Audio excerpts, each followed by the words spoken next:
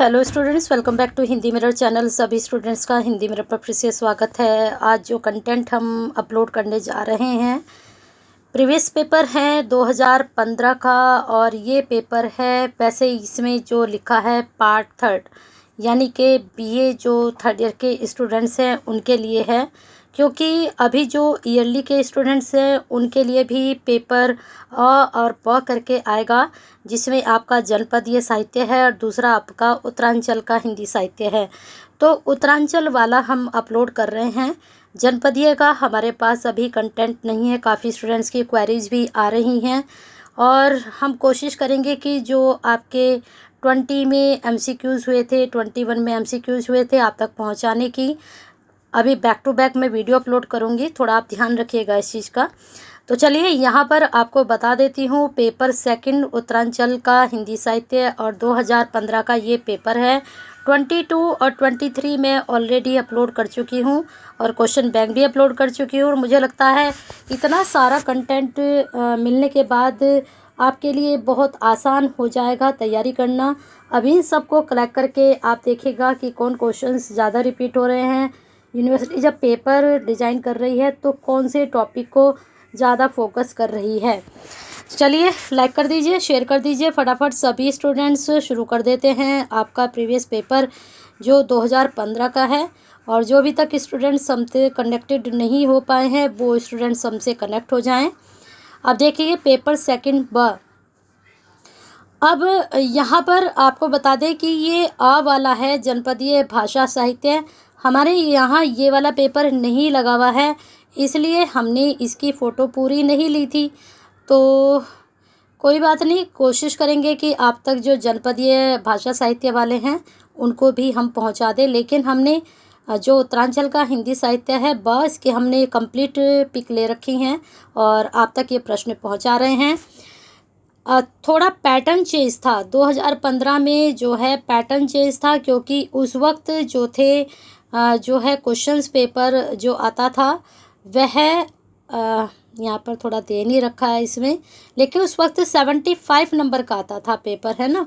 अब आपका 100 का आता है, क्योंकि जब सेमेस्टर था उस वक्त भी ये पेपर लगा हुआ था, लेकिन उस वक्त असाइनमेंट होते थे, सॉरी इंटरनल होते थे, तो उनके नंबर ऐड होते थे। 80 नंबर का आता था पहले पेपर, है ना।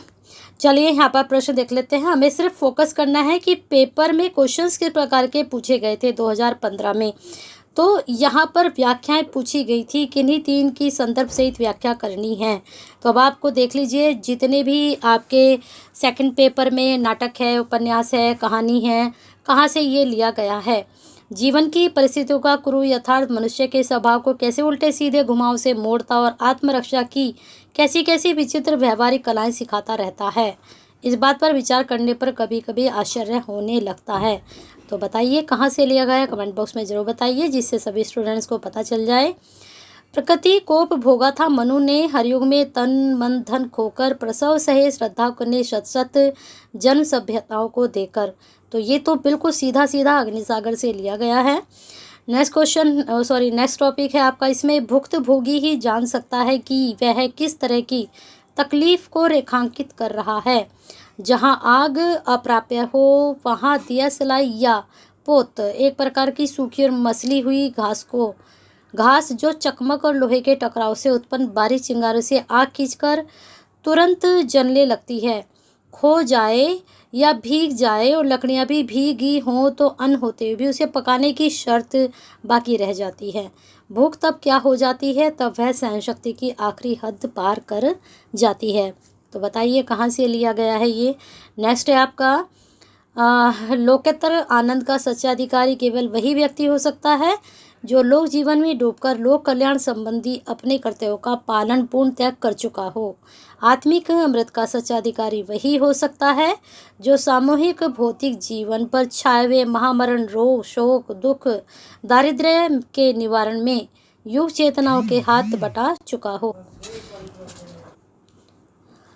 यदि कला को लोक जीवन से छीन करके केवल लोकातीत आनंद की प्राप्ति का ही साधन माना जाए तो नीरो को सबसे बड़ा कलाकार मानना होगा। नेक्स्ट है, आज तूने मेरी आत्मा तृप्त कर दी, कितनी यादों के किवाड़ खुल गए, मन की कितनी गांठें, तन की कितनी पाखें खुल गईं, कितने सोते फूटे हैं अंदर के, और कितनी गीत गांठें उठे हैं। पत्थर बनकर पड़ा था मैं, तूने मुझे धार में डाल दिया, मुझे बहा ले गया। आज मन बहुत खुश है, चांदनी रातें मन करता है, सब कुछ तुम पर न्यौछावर कर दो। किसने कहा ये? विजयानंद से कहा था। बताइए किसने कहा था। चलते हैं आगे।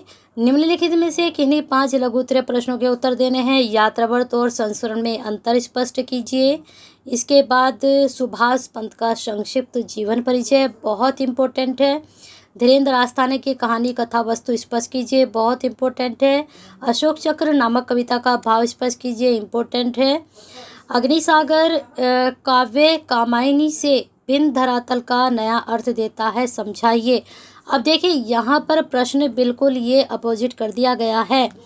आपके जो मैंने 22-23 प्रश्न पत्र अपलोड किया है वहाँ पर भी ये प्रश्न बना है, लेकिन मैं बार बार आपको इस चीज़ को समझाती हूँ।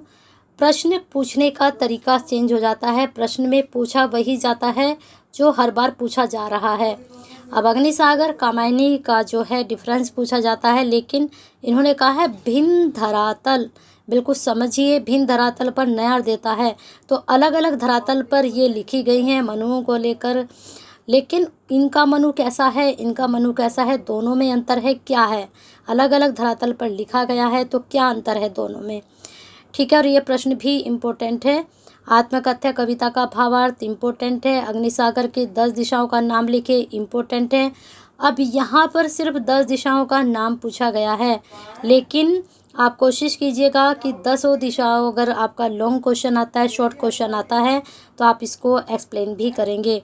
अब यहाँ पर इन्होंने जो प्रश्न पूछे हैं 5 लघु उत्तरीय प्रश्न पूछे, लेकिन 4 ही नंबर का, लेकिन आपका जो अभी आएगा वो सभी को मालूम है कि कितने नंबर का आपका आता है।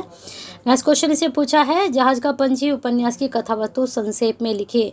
अब ये 8 के 8 प्रश्न अगर आप तैयार करके जाते हैं तो डेफिनेटली यहाँ से आपके 4 से 5 नहीं बनेंगे, तो 3 क्वेश्चन तो आपके आराम से निकलेंगे, 3 से 4। ठीक है, चलते हैं लॉन्ग क्वेश्चन की तरफ।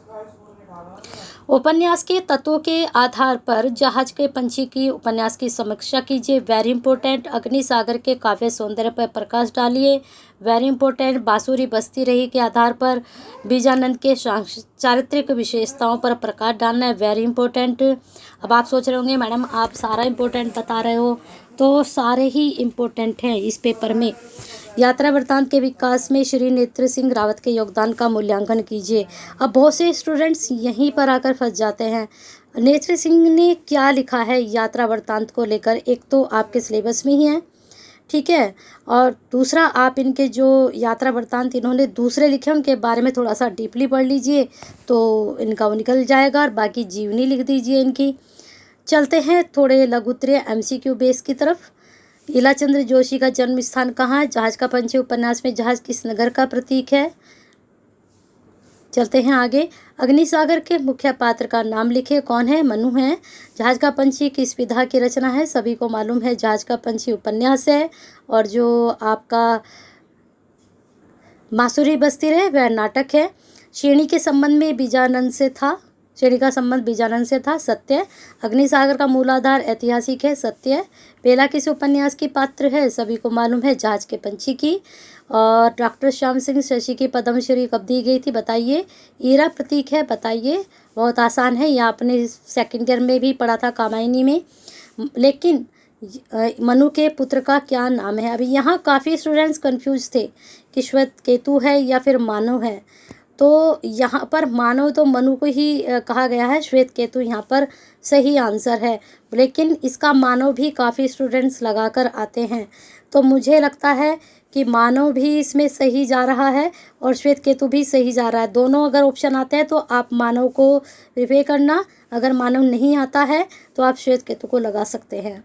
ठीक है, चलते हैं आगे। यमुना दत्त वैष्णव का उपनाम क्या है? फिर आगे था रोटी की महक, कहानी है या कविता है? सभी को पता है कहानी है। कहानीकार सुरेश उनियाल का जन्म कब हो? 4 फरवरी 1947 को हुआ, बताइए। एक नए किस्से का जन्म के लेखक कौन है? फिर इसके बाद पहाड़ पर लालटेन कविता संग्रह किसका है? तो ये मंगलेश डबराल का है। तो कुछ क्वेश्चंस मैंने आपको बता दिए हैं, कुछ आप देख लीजिएगा, बता दीजिएगा कमेंट बॉक्स में, सभी स्टूडेंट्स को फिर पता चल जाएगा। तो बने रहिए, लाइक कर दीजिए, शेयर कर दीजिए सभी स्टूडेंट्स को, क्योंकि आप लाइक करते हैं, शेयर करते हैं, तभी वीडियो सभी स्टूडेंट्स तक पहुंच पाती हैं।